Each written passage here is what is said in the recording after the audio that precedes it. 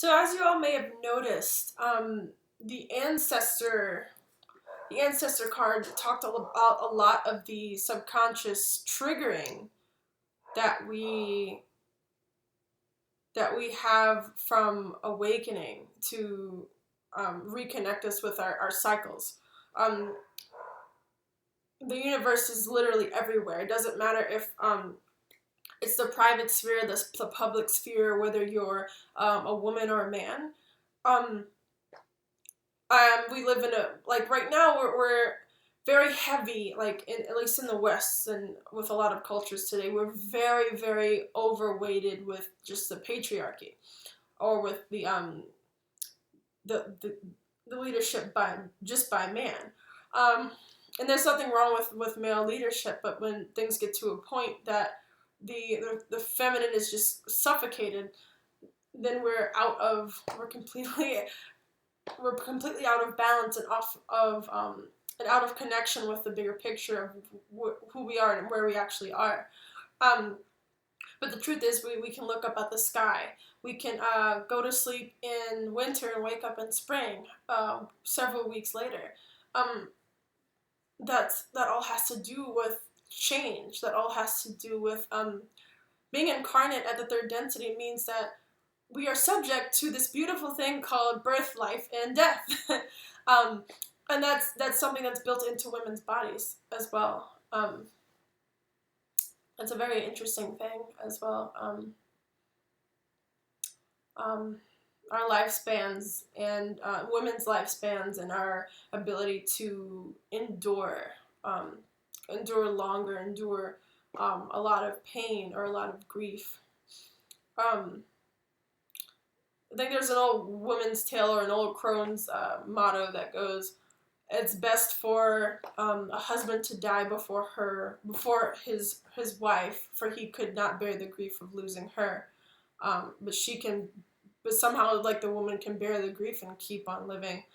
Um, just a little tidbit there. I'm sure like a lot of our grandparents have said the same thing, and I've experienced that in my own family as well. All right, so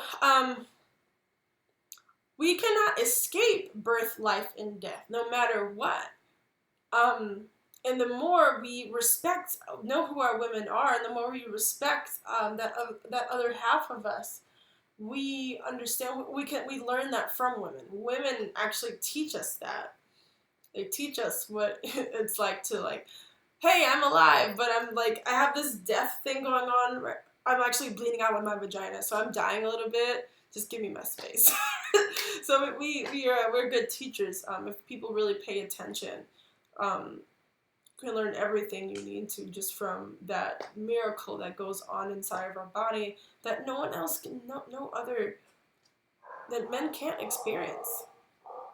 Um, so it really doesn't do any good for anybody to give the period a negative connotation because that's also disrespectful to men. All men came from a woman. All men have, all men know what a woman is. So, okay. Let's see.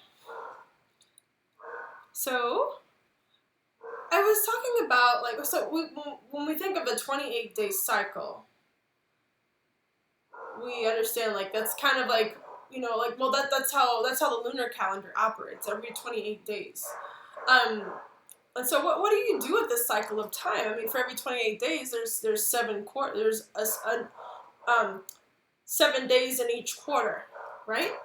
So it's just like our seasons. It's just like spring, summer, winter, and fall in that order. So what do we do with this cycle of time? How can I more observe my period when I am actually in this time? Which we're never not in this time. We're always in this time. Um, excuse me. Unless maybe like you're on birth control and some things are being affected. Well, each 7 days in our cycle can equate to a single season. We have like maybe the first 7 days after your cycle. Let's say that you're I'm going to say that the cycle starts the after the last day of blood. We can call that spring. The next 7 days summer, the next 7 days autumn, and then you climb into your next bleeding cycle, which would be winter. Okay. So what do we do? Well, I would like to note that my cycle this time ended on the full moon on the 24th. Okay, and for me, given I reflected on everything I had gone through in those 4 weeks, and it felt like I was beginning on an ending. Like I felt like I was starting something new. I felt like something was dying. And actually had quite a bit of energy. Quite a bit of like spiritual energy, like very inward, like very work ethic type of energy, like going on within me. Even if it would not reflect in a physical or fast paced manner, and I will get to, let's see, like for example, when I was on my period, I knew I didn't want to do too much Kundalini yoga. I actually wanted to do more meditation, but at the same time, my intellectual stomach was very hungry. So I studied material, just like metaphysical material for hours, just gaining more knowledge about just anything in general, and coming up with, for example, I was coming up with material to make for this video. I was coming up with more and more material. I set up an interview with a friend of mine who is working on, a step-by-step program for diets and women, so to speak. And just so happens that was just my spirit. And I live in a family where that, we don't really get to talk about this material a lot, but this is my inverse. This is what's going on within my cycle. So I really did feel like I was beginning on an ending. I was so ready to bleed out the bullshit and then take responsibility for my future. It was one of the best cycles I've actually had, and I was very glad to have been honored with this gift. So, once the springtime of my cycle started, I started moving around very quickly with passion to get things done in the physical afterwards. So I organized and labeled my entire fridge. What else did I do? I did the dishes, I completed tasks, I cashed checks, I organized my schedule, I finished a contact list. And like all that was like really pushing me forward. At the present time, now I feel like I feel myself settling down into the fall time. This is the time where my ovulation begins and my sexual desire is on the climb. And that's as we approach the new moon right now for me. So that's a very it's a very very awesome time for me. I really love that time. And I'm going to explain what that means. I'm actually on what they call the red moon cycle as opposed to the white moon cycle. Meaning I ovulate around the new moon instead of the full moon, which is supposed to usually that's the regular cycle for most women, but there's a flip opposite to that, and that's the red moon cycle. Both are healthy, both are wonderful. However, most women don't really have a clear connection with their cycle right now because of how inundated with false light and technology, and just not being like connected as we were before. And I know for sure, like we've noticed how what an effect that has had on the woman's body, and even our psyche to a lot of extent. Our hormones and everything are affected by how we relate to nature. Okay. So, alrighty. So once upon a time, before the Dark Ages, all women spent their blood time together in synchronization. I know that a lot of people are very familiar with women's periods being able to just um, just somehow just synchronize like magic, right?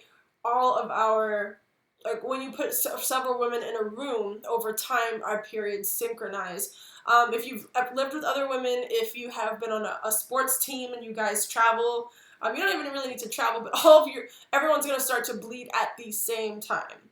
And it's just something that's just like, it's another proof that the universe is a real thing, like God, and whatever people want to call it.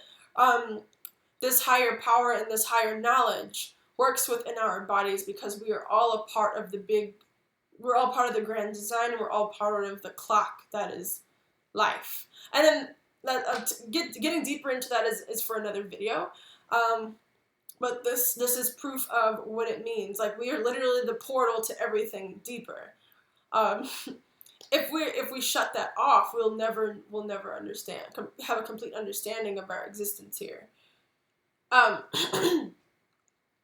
So I'm sure you have,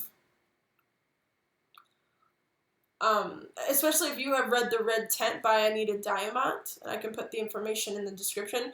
Like that's like that's another perfect example of what it's like to be of a culture and of a heritage that continues to operate with women under their power or within their power, even in a society that began or just continued to berate women, or like really have a distorted understanding of the divine feminine. All right, and of course, like, that took place in the Middle East under the Abrahamic and Hebrew culture.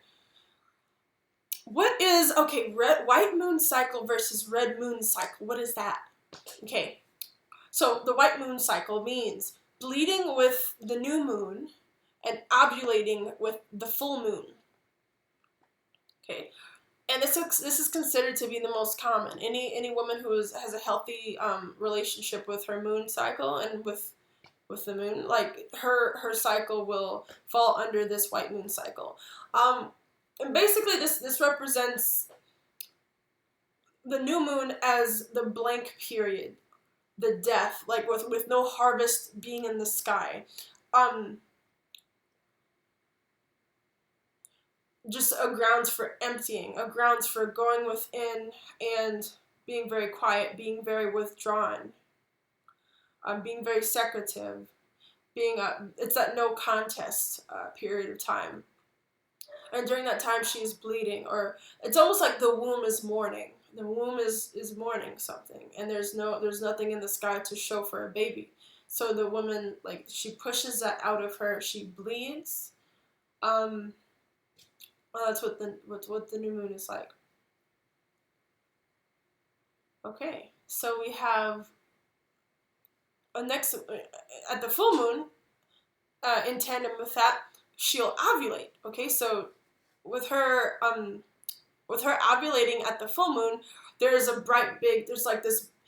big ball in the sky. Like, the moon is full. This is the height of potential. This is the height of harvest. She's energetic. She's going out for what she wants. She's giving.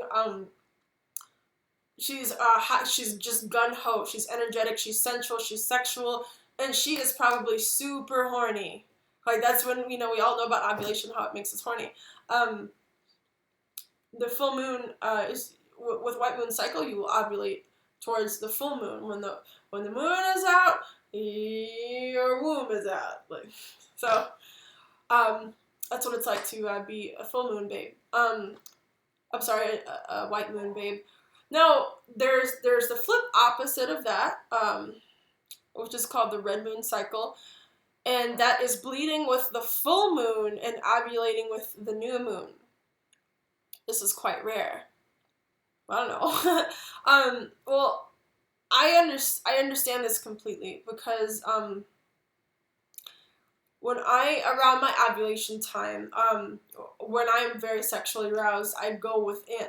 I have a tendency to, instead of really spend my sexual energy, I really go in and harness that. Like, I take that, I put it within, and I use that to create projects or to foster new ideas.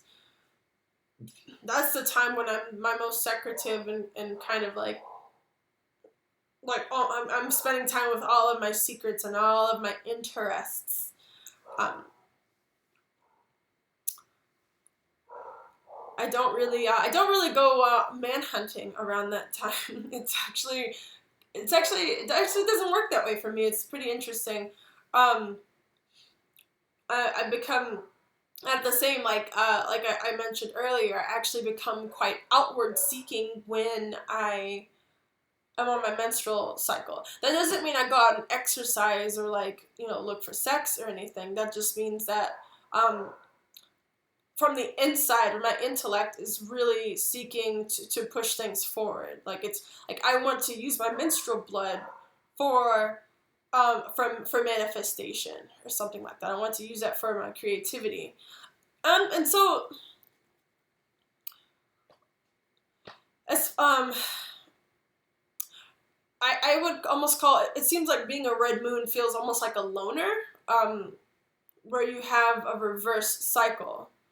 It's just what's it called? It's just vice versa. It allows us to share our knowledge with others. Like, that's kind of like the dynamic of the red moon loner. Have a cycle that allows them to share their knowledge with other women. In other words, like, these are the women who would stand out in the group in the sense that they are the ones caring for others while they're on their periods and they're going through their moon time. And they were probably also midwives. They were healers, shamans, medicine women, mentors, and those who used their blood for creativity. And like I said, like, I obviously have those characteristics in my dharma. Like, this is my everyday. These are all my everyday concerns and what I work towards. Well, this is what I fulfill. I fulfill the study of medicine and mentoring when it comes in teaching. I've literally spent my moon time researching my period and planning material to share for everyone else. So that has been my experience. Right now, I believe that I can use my energy to a reading, actually, and to settle in and have that time where I can remember that I have set things in place so that I can be able to function and bring something forward and not have an attitude that some things are happening to me. I'm learning from this that I can deal with my stresses in a very intelligent manner and get things done and not fall asleep on any opportunities that do come my way.